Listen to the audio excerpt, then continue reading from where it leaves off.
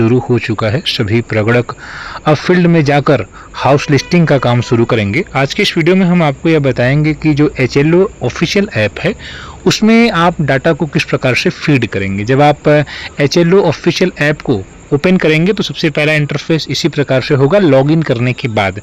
इसमें आपको HLB allot रहेगी, वो लिखा होगा, राज्य जिला ये सब आपका अपडेट किया गया होगा, वो भर देंगे आप। मतलब उसमें आपको जब लॉगिन करेंगे तो चीज़ें उपलब्ध होंगी पहले से ही।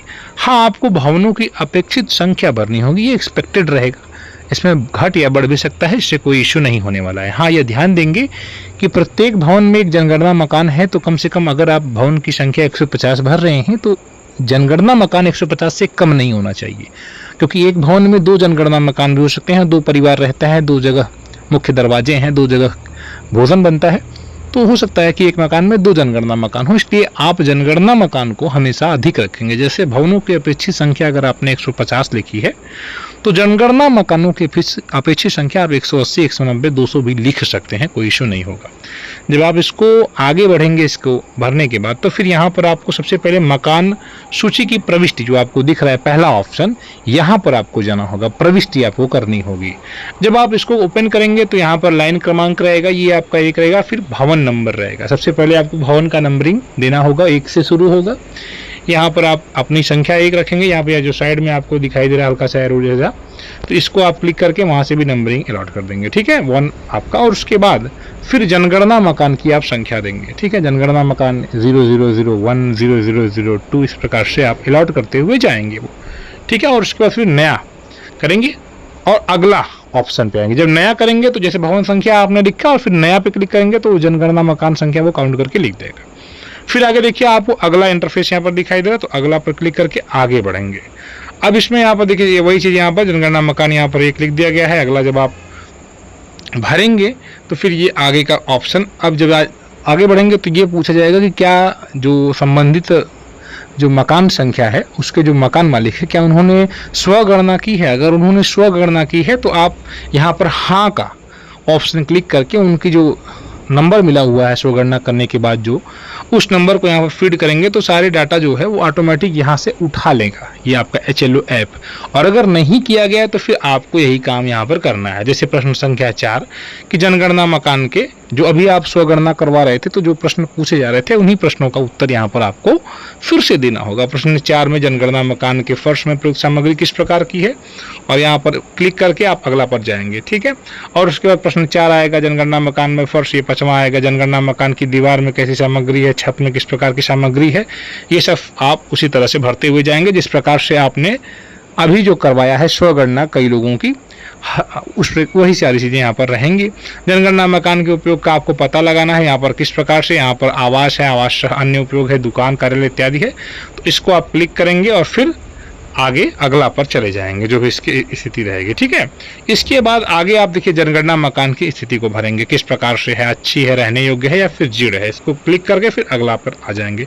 बहुत आसानी से आप इसको फीड करते हुए जाएंगे। जिस प्रकार से सोशल मीडिया पे तमाम लोग वीडियोस बनाए जा रहे हैं, जितना एक डर का माहौल बना जा रहा है उतना डर है नहीं, आप आराम से काम कर लेंगे, ठीक है। परिवार के मुखिया से संबंधित विवरण आगे भरेंगे, परिवार क्रमांक भरेंगे, ठीक है, और इस परिवार में कितने लोग रहते हैं और परिवार के मुखिया का नाम। अगर आपने अपने ऐप में लॉगिन करते समय हिंदी लैंग्वेज चुना है तो हिंदी में भरना होगा। अगर आपने अंग्रेजी रखा है तो अंग्रेजी में भरना होगा। जो आपने अपनी लैंग्वेज चुनी है उसी लैंग्वेज के हिसाब से आपको इसको भरना होगा और अगला पर आपको क्लिक करना होगा, ठीक है। उसके बाद देखिए जो प्रश्न रहते हैं 12, 13, 14 प्रश्न, जो भी उनकी जानकारी आपसे मांगी गई होगी वो आप संबंधित जो मकान के मालिक हैं उनसे पूछ करके आप भरते हुए चले जाएंगे। और प्रश्न लास्ट में आएगा 34वां मोबाइल नंबर, इसको आप भर के फिर अगला पर क्लिक करेंगे तो लास्ट में आपको कुछ इस प्रकार से प्रीव्यू करना होगा कि जो भी आपके डाटा हैं आपने भरे हैं उसे एक बार जो आप जहाँ पर जिसकी जनगणना कर रहे हैं, मकान गणना कर रहे हैं, उनसे एक बार मिला लें, कंफर्म करवा लें और उसके बाद फिर सुरक्षित करें, पुष्टि करें पर क्लिक करके फिर आप आगे बढ़ जाएंगे। और ये जो एक मकान की जो गणना थी वो यहाँ पर कंप्लीट हो जाती है। इसके बाद आगे का कार्य आप करेंगे, उस पर हम सेपरेट वीडियो में बात करेंगे। इस वीडियो में इतना ही। जनगणना से संबंधित महत्वपूर्ण जानकारी भी इस चैनल के द्वारा उपलब्ध कराने का प्रयास किया जा रहा है। आप इस चैनल को सब्सक्राइब जरूर करें। धन्यवाद। शुरू हो चुका है। सभी प्रगणक अब फील्ड में जाकर हाउस लिस्टिंग का काम शुरू करेंगे। आज के इस वीडियो में हम आपको यह बताएंगे कि जो HLO ऑफिशियल ऐप है उसमें आप डाटा को किस प्रकार से फीड करेंगे। जब आप HLO ऑफिशियल ऐप को ओपन करेंगे तो सबसे पहला इंटरफेस इसी प्रकार से होगा। लॉगिन करने के बाद इसमें आपको HLB अलर्ट रहेगी, वो लिखा होगा। राज्य जिला ये सब आपका अपडेट किया गया होगा, वो भर देंगे आप। मतलब उसमें आपको जब लॉगिन करेंगे तो चीज़ें उपलब्ध होंगी पहले से ही।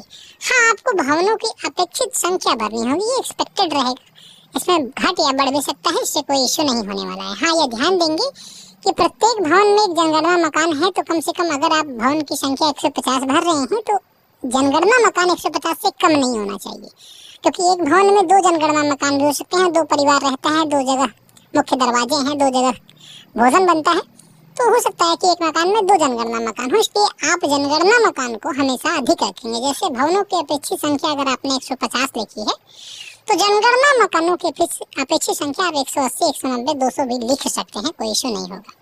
जब आप इसको आगे बढ़ेंगे इसको भरने के बाद, तो फिर यहाँ पर आपको सबसे पहले मकान सूची की प्रविष्टि जो आपको दिख रहा है पहला ऑप्शन, यहाँ पर आपको जाना होगा, प्रविष्टि आपको करनी होगी।